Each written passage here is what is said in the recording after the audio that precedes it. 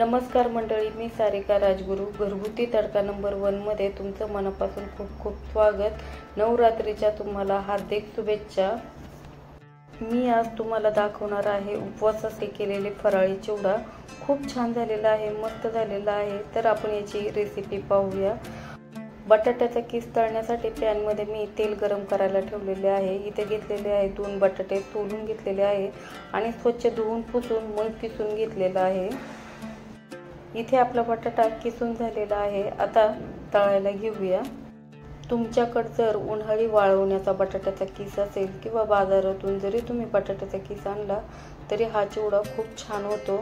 तर माझ्याकडे अवेलेबल नव्हता म्हणून मी झटपट अशी बटाट्याचा किस घरच्या घरी केलेला आहे। ह्या उपवासाच्या चिवड्याची चव खूप छान होते आणि कमी साहित्यात होते, झटपट होते।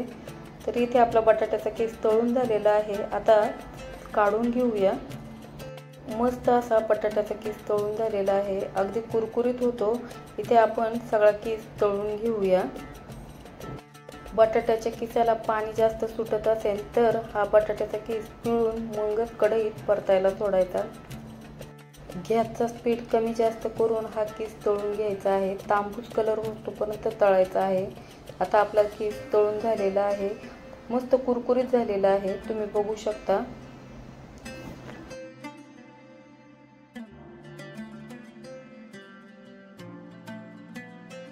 आता आपण शाबू तांदूळ तळायला घेऊया। इथे मी नायलॉनचे शाबू तांदूळ घेतलेले आहे।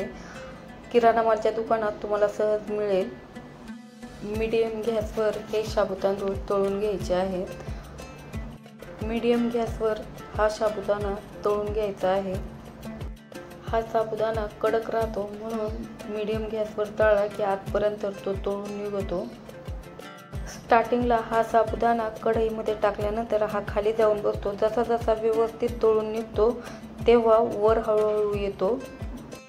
साबुदाणा तळताना झाऱ्याने सतत हलवत राहायचं आहे, खालून वर हलवून घ्यायचं आहे, म्हणजे व्यवस्थित हा तळला जातो। तळताना मध्ये तडतड असा आवाज येतो म्हणून हा अंगावर उडू नये म्हणून मी एका साईडने ताट धरलेलं आहे। उपवासाच्या दिवशी आपण नेहमी खिचडी भगर खातो, त्याच्यासोबत हा चिवडा खूप छान लागतो। एक पाव नायलॉनच्या शाबू तांदूळच्या पाकिटामुळे भरपूर प्रमाणात असा आपला चिवडा घरच्या घरी तयार करता येतो आणि कमी साहित्यात तयार होतो। हा व्हिडिओ तुम्ही नवीन बघत असाल तर प्लीज माझ्या चॅनलला सबस्क्राईब करा आणि माझ्या व्हिडिओला लाईक करा। आवडल्यास शेअर करायला विसरू नका। बेल आयकॉनची घंटी दाबा, कारण जे मी नवीन व्हिडिओ अपलोड करणार आहे ते तुम्हाला नोटिफिकेशन मिळून जातील।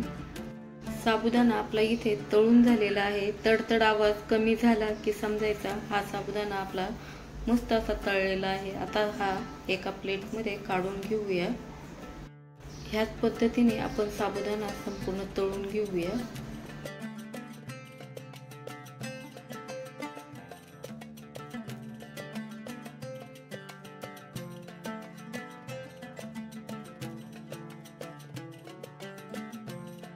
इथे आपला साबुदाणा तळून झालेला आहे, मस्त झालेला आहे। आता चिवड्यात घालण्यासाठी मी इथे खोबऱ्याचे काप केलेले आहे, ते तळून घेऊया। सोनेरी कलर होतोपर्यंत याला तळून घ्यायचे आहे।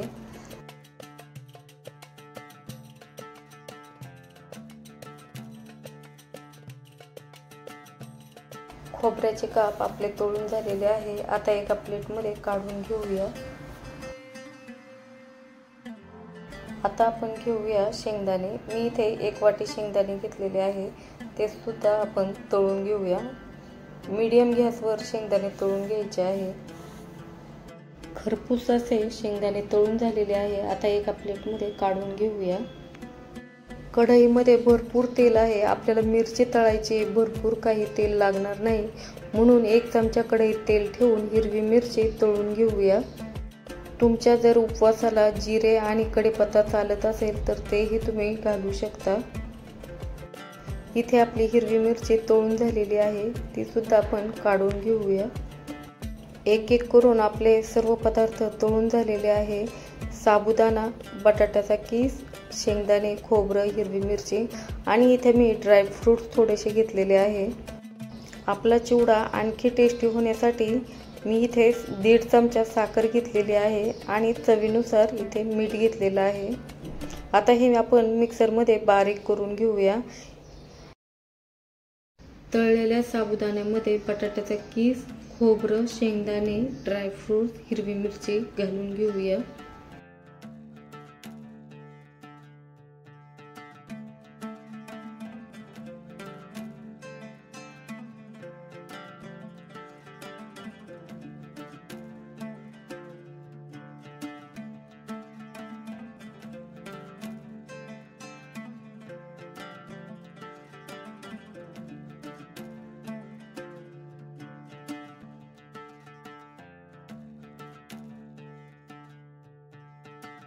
साबुदाणा व्यवस्थित मिक्स करून मग असे आपण जे मीठ आणि साखर मिक्सरमध्ये बारीक केले होते ते घालून घेऊया आणि पुन्हा व्यवस्थित असं मिक्स करून घ्यायचं आहे।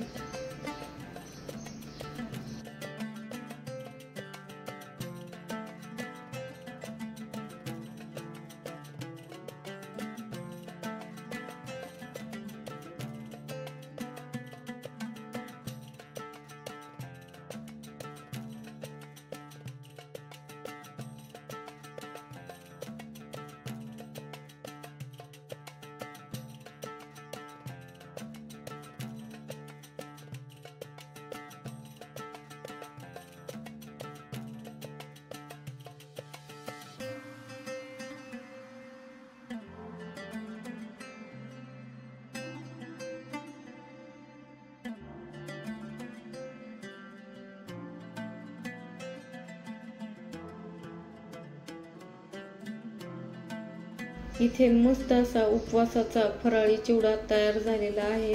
तुम्हाला हा व्हिडिओ कसा वाटला तो नक्की मला कमेंट करून सांगा आणि प्लीज माझ्या चॅनलला सबस्क्राईब करा, व्हिडिओला लाईक करा, शेअर करा। Thank you for watching. Bye.